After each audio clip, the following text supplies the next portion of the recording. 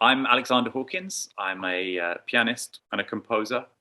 Sometimes play organ, sometimes under duress. My own projects, I play solo quite a lot. I'm involved with some trio music at the moment.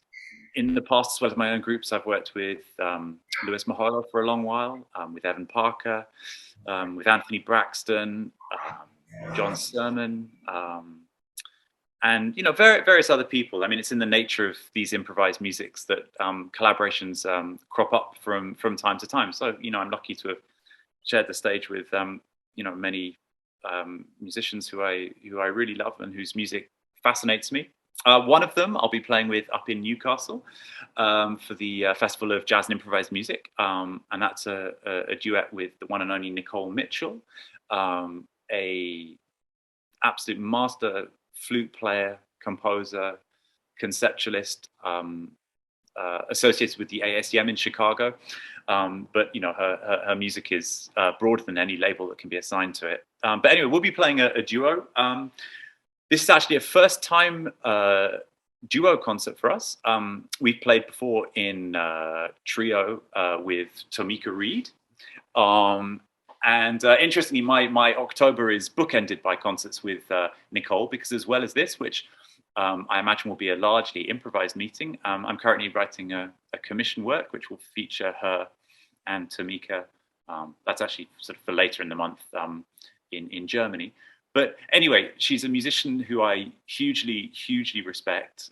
She's an inspiration, and I'm very much looking forward to that meeting. Nicole is somebody whose music I'm, really familiar with, and as I say, we've played before. The day before that concert, I'm also going to be taking part in a first-time, fully improvised quartets, and that's one of the really nice things that these festivals can throw up. It doesn't work like that in other types of music. If you're dealing with some very scored classical music, you're not going to turn up and just do something off the cuff most of the time. But these festivals can throw up these beautiful kind of meetings. And so my first concert in Newcastle will be a quartet with Binker Golding on saxophones, John Pope on bass, and Paul Hession on drums. And all fantastic musicians. I've never worked with Binker, and in fact, I've only played with John and Paul the once. So, that will be very much kind of spontaneous improvisation or instant composition, if you like. So that's the second thing that I'm involved with. But I'm looking forward to being up there for a couple of days, because the whole bill looks incredibly innovative and exciting. With Nicole, I don't know what our plan is. As for the meeting with Nicole, I'm not sure what it'll involve, musically speaking, because we're both very interested in open improvisation as well as composition. So I think we'll just have to see what that involves.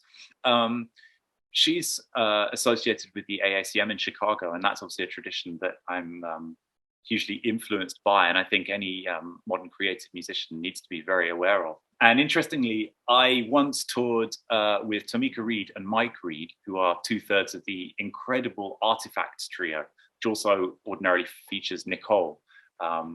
I would really recommend checking that band out.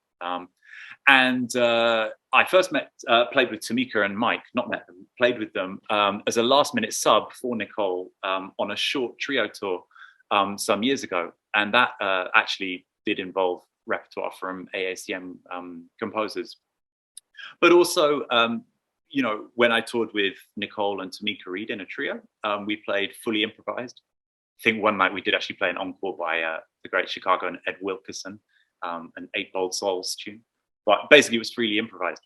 So, to be honest with you, I don't know what this will entail this time round. But it will be that nice thing where we have a rapport and a certain musical relationship, but the context itself is fresh. And that kind of setup, where you're familiar with the musician but not the context, can yield some really interesting results often. So you played the 2019 Newcastle Festival of Jazz and Improvised Music with John Pope and Paul Hession in a quartet with Evan Parker. We had a lot of fun at it was at the Lytton Phil, actually, in 2019, and it's going to be again this year, which is, by the way, a really great venue. And I live in Oxford, and a town like Oxford should be able to put up a venue of this quality, but we can't. And so I, like to thank everyone that lived in Phil, because it's really a great place to play, great atmosphere to hear this music. But yes, so we played a quartet with Evan. That was interesting because in some ways that was the opposite scenario to the one I have with Nicole. With Nicole, we'd worked before, but in a trio. With Evan, we've worked in much larger groups as well, of course, but we play a lot as a duo. And so this was a case of augmenting a duo. Well, I say this, augmenting it is not the way to think of it, because then you're thinking of adding something on to something pre-existing. I think the skill in these situations is to take them on their own terms. So as such, I almost don't want to second guess what will happen, but I recall having had a lot of fun with John and Paul, because they obviously have a really well established relationship, and I think the dynamic in the group will be interesting because I've not played with Binker before, and I'm not aware that he's played with. I think him and John might have played, but at any rate, it will ideally be a situation where everyone is genuinely improvising. Because one of the sad truths of improvised music, one of the dirty little secrets is everyone pretends to be improvising, and a lot of time people aren't improvising. There are emotions that are being gone through. Improvised music is just as norm bound and rule bound as any other music out there, and don't let people tell you otherwise.